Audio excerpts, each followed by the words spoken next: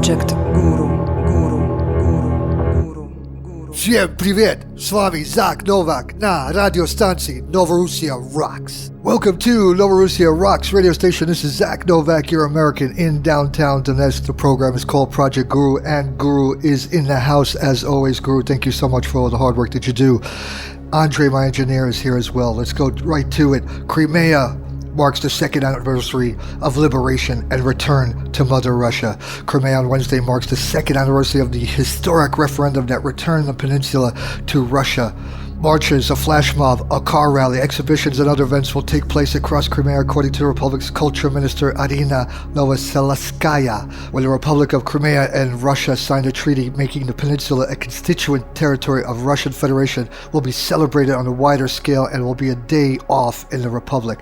The main events will take place in Simferopol, where at least 1,500 people are expected to march through the streets to celebrate reunification. The Republic of Crimea and Sevastopol, a city with a special status on Crimean Peninsula, where most residents are Russians, refused to recognize the legitimacy of authorities brought to power amid riots during a coup in Ukraine, February 2014. Crimea and Sevastopol adopted declarations of independence on March 11, 2014. They held a referendum on March 16, 2014, in which 96% of Crimeans and 96% of Sevastopol voters chose to secede from Ukraine and join the Russian Federation. Russian President Vladimir Putin signed the reunification deals March 18, 2014. Viva Crimea. Guru, listen to this. Israel, the Netanyahu regime, have just confiscated over 500 acres of Palestinian land. Israel announced on Army radio today that they have appropriated a large tract of Palestinian land in the occupied West Bank, confiscating some 579 acres, which NGO Peace now referred to as the largest single confiscation of territory in years. The territory seized is near the Palestinian city of Jericho and is reportedly slated to be used in the expansion of Jewish settlements in the area to further prevent the potential of forming a contiguous Palestinian state in the future. UN Secretary Ban Ki-moon condemned the move as illegal and urged Israel to immediately reverse the seizure of Palestinian territory in the interest of comprehensive peace deal. US officials also said the seizure was fundamentally undermining the peace process. Israeli Defense Minister Moshe Ya'alon refused to comment on the confiscation to the media, though other ministerial officials insisted the seizure was in accordance with the decision of the political level. In accordance with the decision of the political level, stealing Palestinian territory. Iran has retrieved a huge cache of information from U.S. sailors detained in January. Iran has retrieved thousands of pages of information from devices used by U.S. Navy sailors who were briefly detained in January, the country's state television reported Tuesday. The report quotes General Ali Razvajou, a naval commander in the powerful Revolutionary Guard, as saying that information filling about 13,000 pages was retrieved from laptops, GPS devices, and maps. The Pentagon has previously said Iran only took 2 SIM cards from satellite phones on the boat. Razvajou said the move falls within Iran's rights under international regulations and that the information recovered could be used in various fields. Iranian authorities returned all the devices taken from the American, even though it had the right to confiscate them. The Navy has begun debriefing the 10 U.S. sailors who were detained by Iran. The Guard plans to publish a book on the incident based on international reactions and coverage of the event. The U.S. Navy's Bahrain-based Fifth Fleet, which is responsible for American naval forces in the Gulf, said it was aware of the report but had no immediate comment. The sailors, 9 men and 1 woman, were detained for less than a day in January after they drifted into Iranian waters off Farsi Island, an outpost in the middle of the Persian Gulf that has been used as a base for Revolutionary Guard speedboats since the 1980s. Vice President Joe Biden, speaking to CBS this morning, denied that the Americans made an apology. "There's nothing to apologize for," Biden said. "When you have a problem with the boat, you apologize the boat had a problem. No, and there was no looking for an apology. This was just standard nautical practice." While there was no official apology issued, Iran state television showed footage showing one U.S. sailor apologizing, calling the incident a mistake. Guru, listen to this. More horror. U.S.-Saudi warplanes bomb crowded marketplace, killing at least 41 civilians in Yemen. U.S.-Saudi coalition warplanes attacked a crowded marketplace in the northwestern Yemeni province of Hajjah today, killing at least 41 people, all of them civilians, and wounding scores of others. Local officials say many of the wounded are severely injured and are not expected to survive. The attack centered on the outdoor marketplace, a nearby restaurant, and overwhelmed two nearby hospitals with a number of casualties. Saudi officials expressed regret for any injuries or loss of life, but insisted they weren't sure if it was true. Doctors Without Borders confirmed the incident, however, saying 40 of the wounded civilians were admitted to Abs Hospital, one of the two hospitals which took in casualties.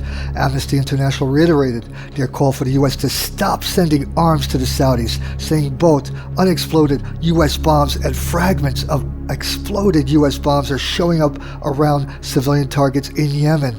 This is the latest in a large number of Saudi airstrikes against targets that ended up being civilian in nature.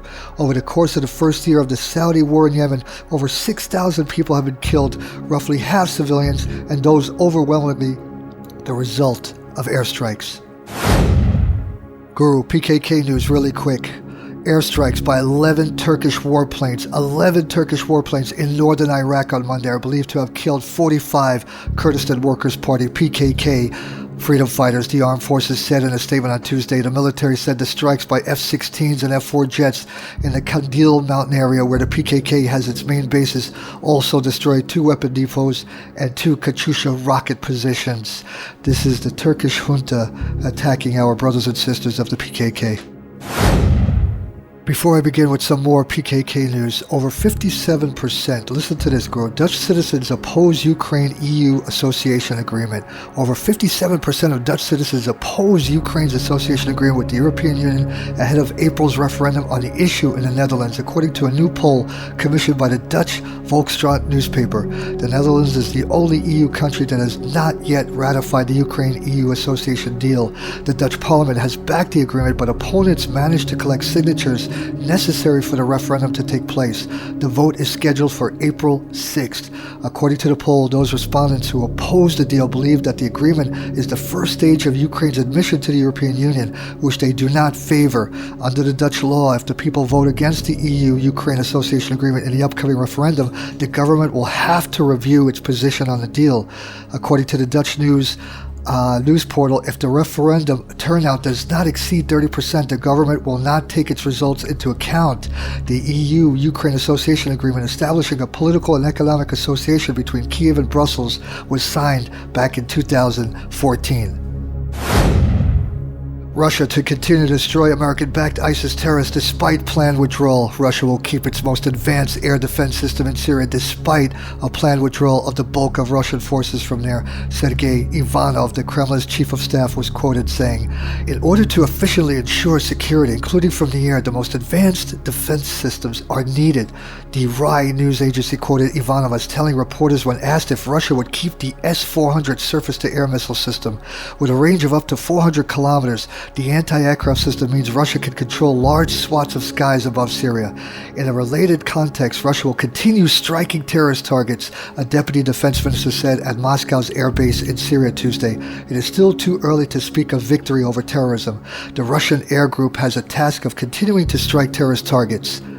Deputy Defense Minister Nikolai Pankov was quoted as saying by Russian news agency at the Herminian air base where Moscow's warplanes are based. So they will still continue, Guru. They will hold on, protect their bases, strike at ISIS terrorists, and strike at Obama's moderate rebels.